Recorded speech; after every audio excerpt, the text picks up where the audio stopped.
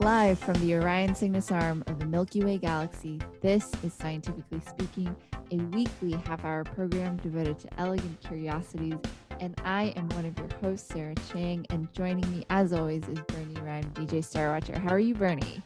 Yes, hi, Sarah. Very good. Thank you. Bernie is professor of the astronomy lab at USM. You've got a week left, right, until school starts? Yeah, I'm starting Monday, but I can start making my labs even sooner. It's exciting. Bernie is also our local protector of the night skies and the author of the monthly What's Up column in the Portland Press Herald. Reach out to us at WMPG Scientifically Speaking at gmail.com or on Twitter at WMPG Sci Speak. Bernie, Yes. could you let our listeners know what's up in the night sky for this coming week? Oh, yes. Okay, good. I'll be glad to. There's always interesting things going on. So right now we have a waxing gibbous moon, so it's beyond the first quarter. So it would be kind of up for a good part of the night. And basically, we still have two really bright planets, Jupiter and Saturn. You can see them fairly close together. Later on next month, they're going to start getting really close toward the rest of the fall season. But right now, they're probably about 8 degrees apart, so you can't miss those two. Notice Jupiter is about 15 times brighter than Saturn. And then coming up probably about 9:30 now, and it's coming up a little earlier every night, that would be Mars. So it has a nice campfire colored orange red, and it's getting closer and brighter like every night. Throughout next month, it's going to actually double in brightness, and it'll become brighter than Jupiter. Definitely watch for Mars. Now, if you get up early or stay up late, Venus comes up around 3 in the morning for the whole next month, and it's getting a little further away from us, a little bit more illuminated. And then Mercury's going to put in a small appearance, but it's not going to be very good for a while. So those are basically the planets. Now, I should let you know there is another comet visible. It's not going to be as bright as Neowise. I just wrote about it for my September column.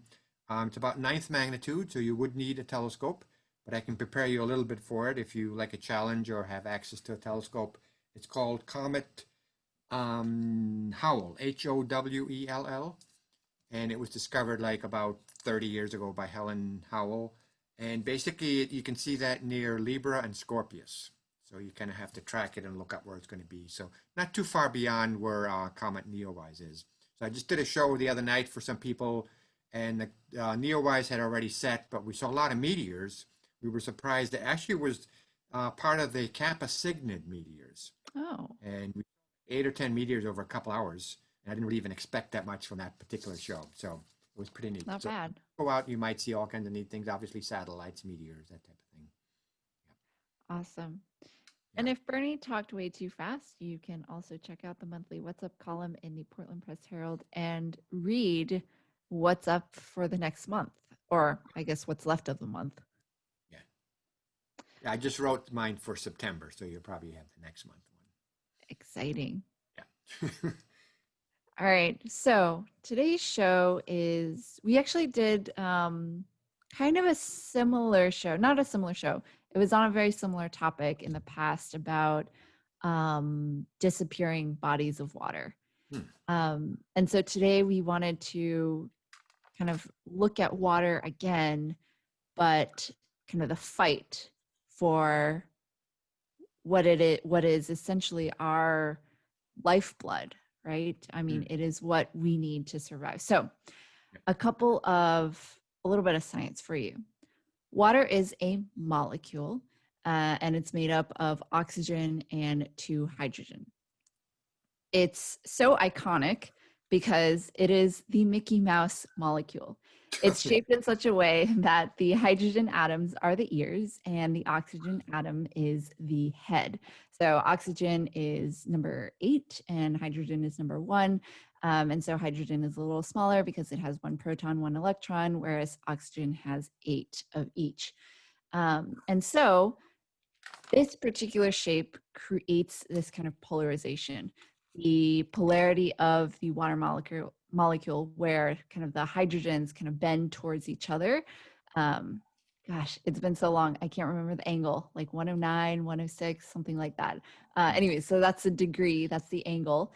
And so the hydrogens kind of create this positive side, and then the oxygen is kind of this negative side. And so that's the polarity of the water molecule. And it's what also gives H2O the privilege of being the universal solvent. So I don't know if you've ever heard this term before, but we hear it a lot in chemistry, and it is essentially the key to water's ability to dissolve more substances than any other liquid, even super strong acids or bases, etc. And so because of that, it's called the universal solvent. So this dissolving power is super important for life on Earth because wherever water ends up going, it carries dissolved chemicals, minerals, nutrients, and other things like that that are used to support living things and life. Another property of water is that it has something called surface tension. So surface tension is what happens when the molecules have a really high affinity for each other, and it causes essentially water to form drops instead of just spreading out into thin layers. And so this is really key because it allows something called capillary action to happen, which is key to plants pulling water up from the roots. It's how actually blood can flow through your body. And so, as one molecule kind of decides to move one way, it'll kind of grab the next one, which will grab the next one, which will grab the next one. And so they'll all kind of go together. And so that's really key. Another few properties of water is that it's also, I think, the only substance on Earth that can exist in 3 states of matter at Earth temperatures. And so humans, we need water to survive. I believe the numbers can range between, we could survive between 3 and 10 days without drinking fresh water. There's a lot of water in our vegetables and our fruits. So that's like where some of the water that we attain come from. And only less than 0.5% of Earth's drinking water is accessible to humans. And a lot of it is kind of stuck in the glaciers, but we can't get the glaciers. And even with global warming, it's not like that's going to free up a whole, what, I don't know what the percentage is, but a whole 15-20% of water, because it's just melting into the oceans, which is not usable, which we can't drink. Exactly. Yeah. And so Bernie, you were a part of this group back in the day. Yes. That kind of fought for our rights for Yes. our water. I learned a lot of interesting lessons. This was about 2008, 2009. It was a group, actually, when I was living in Newfield before. I live in Newfield again now. It was a group called POWWR, so POWWR. So what it stood for is Protecting Our Water and Wildlife Resources. So the whole term POWWR, but it was like an acronym. And it was really interesting because what happened, this is kind of, we formed this group to kind of go up against Nestle Waters. They're the Swiss company. They do a lot more than just chocolate. They actually own water like all over the world. And so what they did, we have a wildlife refuge. It was a couple thousand acres in this area. And they put 17 test wells in back in like 2006. So, and they only got permission from inland fisheries. They never had to go to a town hearing. None of the residents knew anything about it. So we discovered it about a year and a half later. And then we tried to see what we could do to have them not be in there anymore. So it wasn't as easy as you might think. Because what actually we had to do, and if our listeners aren't really familiar with this, normally we have something called regulatory ordinances. So you could go to a hearing, you could have input into the ordinance and so on, and you could limit to what they would be doing, in this case, Nestle Waters. I mean, there's other companies that are doing similar things, which is interesting too. So you could do that. However, that basically, as you know, gives rights to corporations. And the best we could do would be limited and work with them and compromise, and they could still take out the water. They were pretty, this is a pattern they follow around the world. Maine has really good water, Michigan has good water. So there's several states in this country, Oregon, California, New York, and then they do this all over the world. So they got in there and they just assumed, obviously, that they would start pumping, and we either wouldn't know anything about it or would regulate them a little bit and everything would be fine. However, what the group, mostly the other people in the group, because I joined kind of late, but I learned a lot from it. So what they had to do was come up with a whole type of an ordinance called a rights-based ordinance. So this is important for all kinds of things, not just water. So what that does, it gives actually water and nature and trees and so on its own right, and then basically would have some say, because otherwise all the lawyers could just cut down anything we'd come up with if it wasn't, if we didn't want them in there in the first place. All we could ever do was regulate them. So we came up with rights-based ordinances. So we had to write them ourselves, because even with the regulatory ordinance, these big corporations, they write those ordinances themselves. You would think even for that, you would have the selectmen and the people would have some input and you have a hearing. Well, none of that's the case. It's like the fox in the hen house. They write their own ordinances, and usually we wouldn't even get to vote on them. And if we did, we wouldn't have much say. So we wrote our own rights-based ordinances, and even our own selectmen in this little town in Shapley, it's nothing like Portland or anything like that, they wouldn't even let us bring those up. So we called our own meeting. We wrote them in, we had to get petitions signed, and then it passed like 114 to 60, so roughly 2-1. So we got that passed, and we had a few selectmen and that helped us and so on. But then what happened, of course, then Nestle no longer had the right to have those wells, and 2 movies and a book has been written about this, and we made Nestle Corporation, or the local people, take all those wells out. So we documented that in like, a little 10-minute video. So they took them out, and then we basically, we stopped this process for now. I'm sure they're up to other things. I know they tried to get water out of Lake Arrowhead. I know people living there, and that's not nearly as good water as we had here in Shapley and Newfield. So just to be aware of that process and that they're always doing things like this. So I'm curious, just going back to, because you had said that Nestle had put in test wells. Yeah. What exactly does test wells mean? Because it almost sounded like you guys weren't sure if they were pumping water or not. Oh, yeah, good point. And then when I found out this is a procedure they do like all over the country and all over the world. So this was a wildlife preserve that was owned by the people. And they never had to have us know about it or go to a hearing. Obviously, we would have said no. Okay, so it's 17 wells. I mean, they were pretty deep. I watched, I went in there personally, but I wasn't there when they took them out. So this is a test well to see the quality of the water. I guess they wanted to buy a lake and they weren't able to. So they just went into this wildlife preserve and they would have started pumping. They would have had permission, maybe several 100,000 gallons per day. I mean, it would have lowered the water table. So the point was to find out about it, because they did this like in the middle of the night type thing. And we finally found out about it. So those were the test wells they were hoping to turn into big profit, and we kind of caught them on it. But it wasn't an easy process to catch. Yeah. Yeah. And so the whole purpose of this is, I mean, not only just to prevent Nestle from basically, I mean, are they stealing the water essentially? Well, in a sense, actually they are. Yeah. Because they do a little, they throw us a bone, they do a little thing, they donate a softball field, or they give the fire company a couple of bucks. Sometimes they pay a penny a gallon, sometimes they literally pay nothing, because the people aren't intelligent enough to make them, at least give us something for the water. So you're basically selling out our natural rights, and they're basically stealing it. That's their corporate philosophy. Right. And so when they pump out that water, Yeah. what does that mean for the citizens? Because you're talking about how it lowers the water table. So if people had, for example, if they had their own wells, they would not have any water, right? I mean, I guess that's like one direct consequence. Yeah, well, this was big like in Michigan, because they tried to get it in the town of Wells. And I went to those hearings, and they had people in Michigan that were in lawsuits against Nestle for a long time, and they could document that the water was lowering in the rivers and streams. Their own wells got lowered. I mean, that didn't happen in Shapley because they were only testing the quality. They didn't start any big operation because we caught them. But yes, and of course they would deny all this. And even when we made them take it out, they said, "Oh, we were just testing. We weren't really serious. We weren't going to be there." But of course, that was their whole plan. And when that's all they could say. So the main movie that was made about us, and there were a few other ones, it's called Bottled Life. Life being water, being life, and bottled life. A Swiss documentary filmmaker made it. Really good. He documented our case and about 5 or 10 other cases around the world, and I was in the movie right at the end. If I had known more about the process, or if I had lived here longer, I could have been interviewed about how they got in and why we should protect our local rights. This has implications way beyond just water. It's local democracy in action. It's writing our own ordinances, not just relying on companies and just regulating and stuff.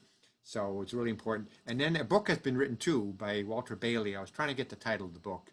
He documented everything that the POWWR group did for like those 3 years. Wow. Big victory, and we should just, we have to keep up with it now. Yeah, that's awesome. So why are they still around? The group? Yeah. I know that particular group dissolved. There are 4 or 5 people in it. There was a banker. They were actually mostly Republican. I mean, this was more a nature-based right thing, and it wasn't a political thing at all. They thought I was a spy at first, so they checked me out before I could join the group. Kind of fun, you know. And actually, one of the person's sons worked for the bottling plant. That plant in Hollis is the biggest bottling plant in the entire country. This is Wow. huge. They truck 30,000 trucks. Each truck can make $50,000 in profit. So they're taking our own water, not paying us, and then turning it into huge profit. And of course, the whole story with the plastic bottles and the oil for the trucks and stuff. I mean, this is just the worst type of a negative feedback loop without helping any individuals really, just providing water for people, the richer people that can afford it, not Right. taking from the poor. It's like stealing from the poor and giving to the rich. That's what they're doing around the world. I mean, we caught them. Freiburg wasn't so lucky. They only had regulatory ordinances. They tried to regulate it. They got sued. Nestle won. They're in there now permanently in Freiburg. It tore the whole town fabric apart. It's really Wow. sad in Freiburg. And Brownsfield and a few other towns. Yeah, a couple towns in New Hampshire were able to kick them out, and a lot of towns aren't. We got lucky. Well, Wow. we put work into doing that. Right? Yeah. Yeah. I mean, I guess Mhm. I've heard people refer to bottled water as you're just buying plastic. Mm, Like they're a bottle making company, not a water mhm. company. Yeah, And in many ways, it sounds like, all they're trying to do is they're trying to find these water sources around the world and trying to like build a plant nearby and talk about, look, we're bringing all these jobs, yeah, but they've essentially taken kind of your yeah. environment from you, I Yeah. guess. And the thing was, I even went to a hearing. I mean, they tried to do this in Wells. There was another place that their permits ran out. So they had all the silos and all the pipes and everything. It's right near where I used to live. I used to walk out there after work and stuff. They were trying to take us over. So we had a bunch of hearings, and it's a good thing because Nestle ended up losing 2-1. But it was the same thing. I mean, they were just taking that over, and they were going to pump huge millions of gallons per day, and it would have lowered there was good water there, but it would have lowered those tables and hurt all the local values. And that's their whole procedure. They try to do this wherever they can get away with it. And the point is to figure this out in time before it's too late, and before you know it, you have your 500 trucks per day running down the road day and night, and they're just pumping out water, and you lost your rights. Right, right. So you also had mentioned before to me about Coke and Pepsi. Yes. Oh, right. Okay. So the Nestle obviously is smart, and they do a lot of greenwashing, as you know, Monsanto and all those companies do. But they know that the whole future is going to be the beginning of the water wars or the water empire. See, everyone and everything needs water to live. There's a billion people on Earth that don't have adequate clean water. So it's a huge problem with disease and, even regardless of climate change or anything. So all the big companies that have anything to do with it, they're getting into it. So Coke has Dasani, Pepsi has Aquafina, and Nestle has bought up 10 or 12 other companies, including Poland Spring. I think everyone probably knows Poland Spring is really Nestle. So, and this is the new thing. I mean, it's oil. You can live without oil. You can just not drive. A lot of us during the lockdown have just not driven very far. So we know we can live without oil, but we cannot live without water. So they're going around the world to do this.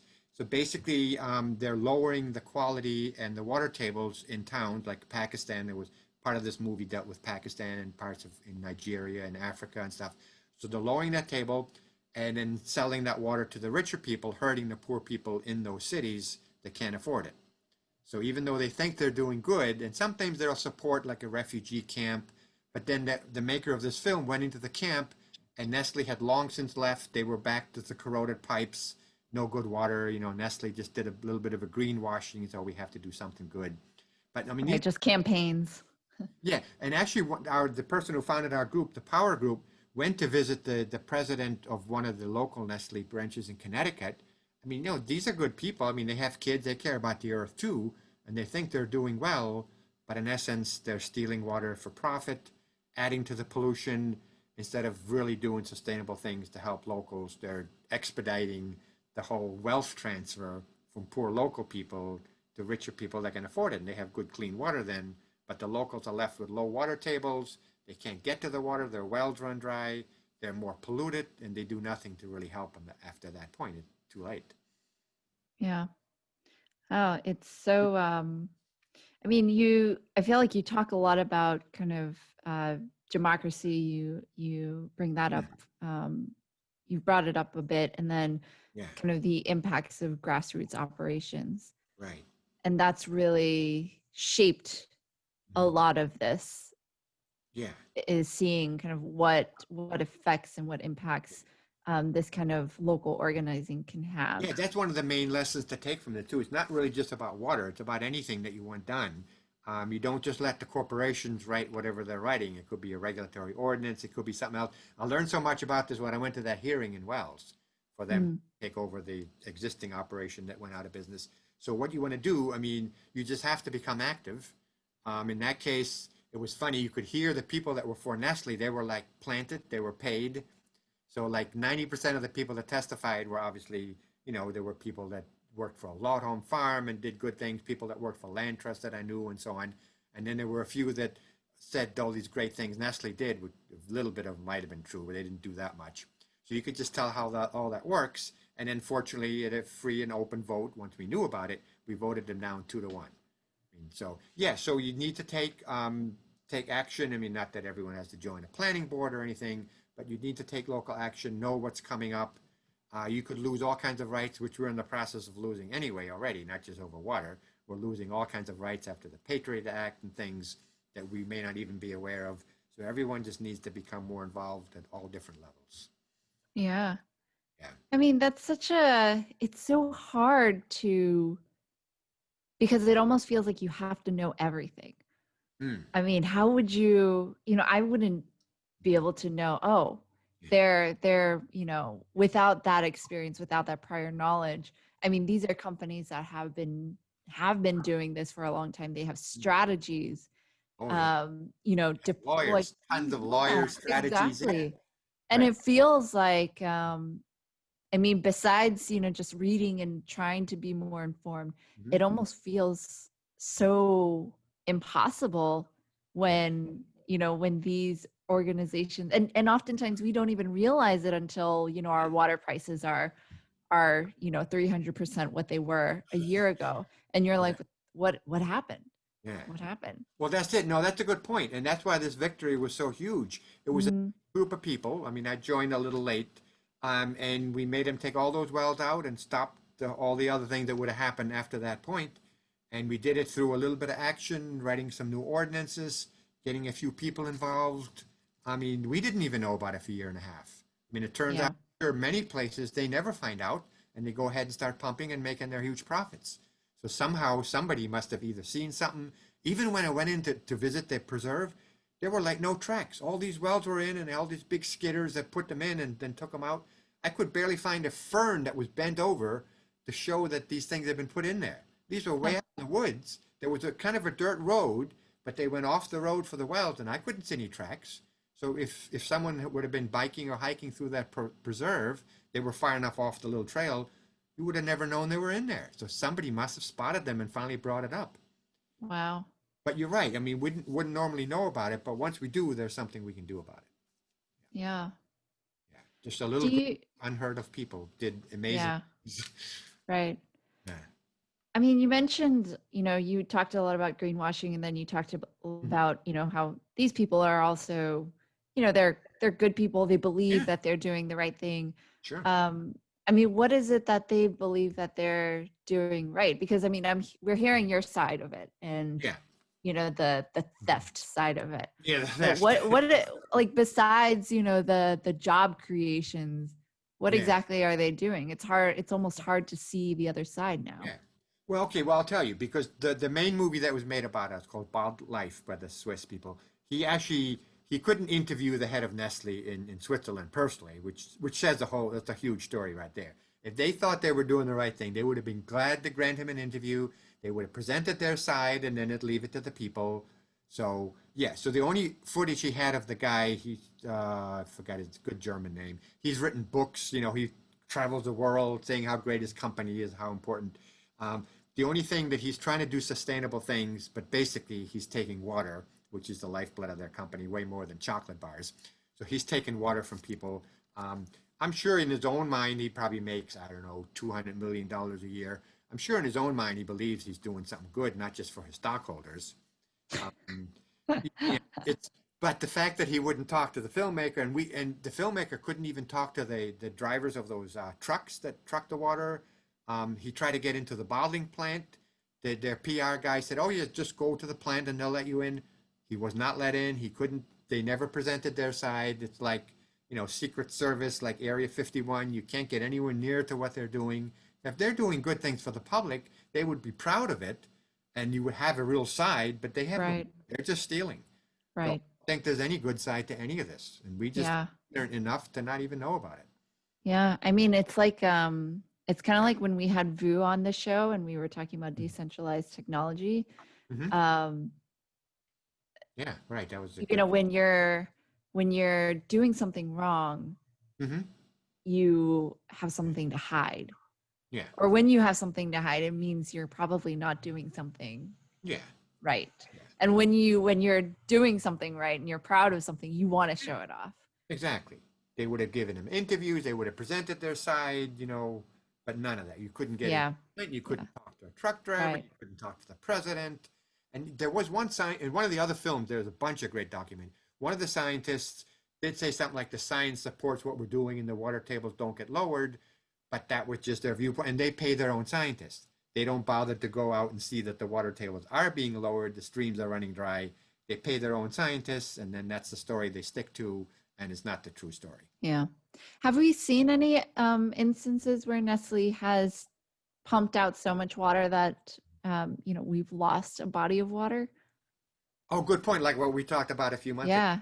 Yeah. Not at that level yet, fortunately. I mean, they do pick states, just talking about this country, they pick areas all over the world that do have really good water and good water flow, but you can't interfere at that level. I mean, 1 million gallons a day plus. I mean, that's huge. I don't know, you could probably feed 10,000 households on that amount without having some other effect. So no, I don't think they've run entire lakes dry, but they're lowering the water table, even here where we have good water in Michigan and Maine and New York. So yeah, I mean, I'm not sure how far they go and check into all that and the effects. But once they get in with those regulatory ordinances, which they use in Freiburg, then they'll never decrease what they're doing. They'll only try to increase it. So once you're Yeah. in, you can't get them out. That's really important to note. So we kept them out in Wells, we kept them out in Shapley and Newfield, but they're in a lot of places. They're like the guests that you just like the squatter Yeah. that you want out of your house, but you can't. Yeah, right. Yeah, right. Once they're in, and it's legal. That's the thing. I mean, it's legal because corporations have rights. Right. It's a person that has a whole new type of. I guess he also works with rights-based ordinances, which is big. I mean, all kinds of books have been written of, Native Americans and the whole Sure. philosophy of water and trees and rivers having rights. So this person's name is Thomas Lindsay, and he runs a group called Community Environmental Legal Defense Fund. So I actually went to a seminar that he gave. I think he's from Pennsylvania, but he gives seminars around the country and the world to learn a whole new way to address the corporations. I mean, if they ever get rid of the corporate rights or not in Congress, we don't know. But there's something you can do right now, even if they don't. So then corporations, if they still had rights, then they would win every lawsuit that we would ever bring. But if you can write a rights-based ordinances for nature, not a regulatory ordinance based on Thomas Lindsay and some other lawyers, then you have a good chance. And in this case, we actually won. And two towns in New Hampshire did the same thing. They won. Barnstead and Atkinson, New Hampshire, and a few other towns, I'm sure, across the country have done that based on this type of law. But I never heard of it before. And now hopefully more of our listeners will hear about it and maybe be able to do something about it. And just look up the Thomas Lindsay or the Community Environmental Legal Defense Fund, and you can actually do something. And we do have rights, and nature has rights. Well, thank you, Bernie, for that. Sure. Now I feel like hopefully our listeners are empowered to learn more about what's going on your local lands. Yep. You have been listening to Scientifically Speaking here on WMPG with myself and Bernie. Stay tuned for songs from Power Out with DJ Cole, and from your favorite nerds, we wish you safe viewing and clear skies.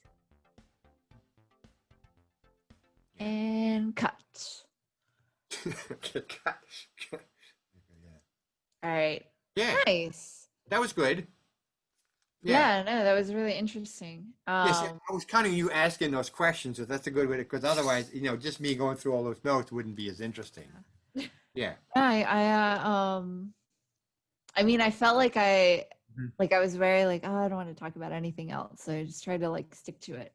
Yeah. Um, You can do your thing but maybe next time, Bolivia or whatever. Or yeah, I mean, but that's like a very similar hmm situation where I mean, it was all about like Bechtel. Was Oh, it that was it huge you who company. mentioned it? Yeah. Yeah. Like I was looking at it, I was like, what the hell is this company? And like Mhm. you know how like, Nestle is a chocolate or a water company or whatever. Yeah.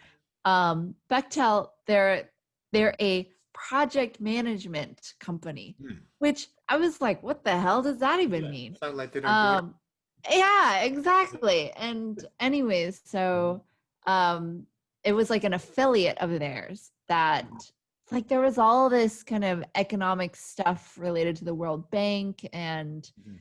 um Yeah, they forced them to do that, to privatize the water and stuff. yeah, although the Wikipedia articles made it seem like no, like the World Bank made recommendations and Bolivia's government didn't follow them, Oh, which I don't know. I mean, I it's hard to know like which one is true or not, yeah. but yeah, like they had hikes of up to like 300% Mm. for their water. But the thing is like they won with the uprising, hmm but like I was looking at kind of like aftermath, and I mean they still hmm have a lot of problems. Yeah. They might have been able to kick them out, but what was funny was that hmm when they kicked out the affiliate, hmm Bechtel Yeah. filed a suit against Bolivia for $25 million in losses, but then the Oh, claim was settled for 30 cents. 30 cents. Oh, that's a good one. They took 30 cents. That's not a cost of a postage stamp. Yeah, yeah. Oh, that's I good. just thought it was kind of funny, but Yeah. Do you know yeah. if they wrote any rights-based ordinances? Did they gain some legal things? And so it wouldn't happen Um, years later? no, it just like kind of Yeah. came down to they rescinded the concession. hmm That basically the concession meant that like they had a concession for the city's water supply, and that company or the affiliate was guaranteed an annual 15% return on investment. Okay. And so that's kind of what dictated the rate hike. hmm So I don't know. It's kind of like you going in to like somebody's house and remodeling it and going like, I get 15% of whatever your sale is, Oh, regardless of like what I do. You know what I instead of mean? just getting paid for the Yeah. remodeling, you take Yeah. future profit that, yeah, Right. Right. that's not. See, So, this Thomas Lindsay guy, he actually helped Ecuador, the country of Ecuador, rewrite oh, their did he? constitution to include some rights-based things for the forests in Ecuador and stuff. Hmm. Yeah, so I haven't checked lately. This is about 10 years ago or more now. Yeah, about 10 years ago. Yeah, Is he a professor? I wish, he's a lawyer, but I mean, I had to pay quite a Maybe I bit. misspelled his I name. was kind of surprised, but it was worth it, obviously.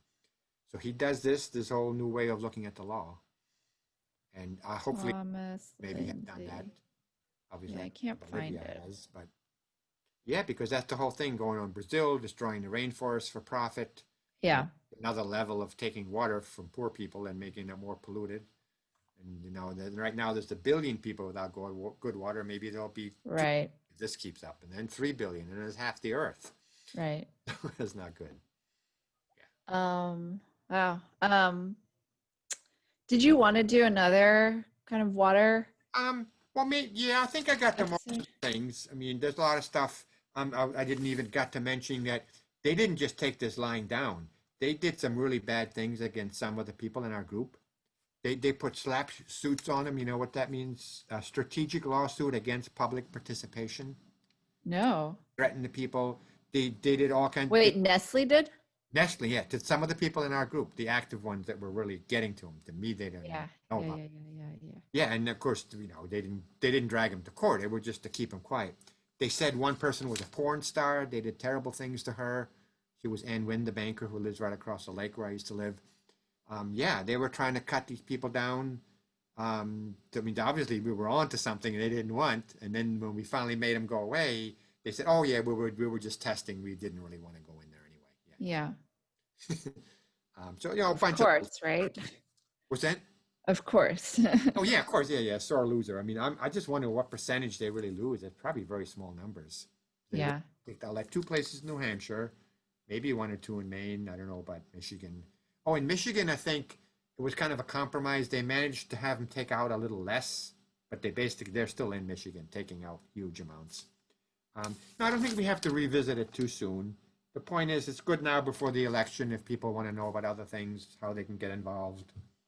I might want to join the planning board. Some of the people were on the planning board.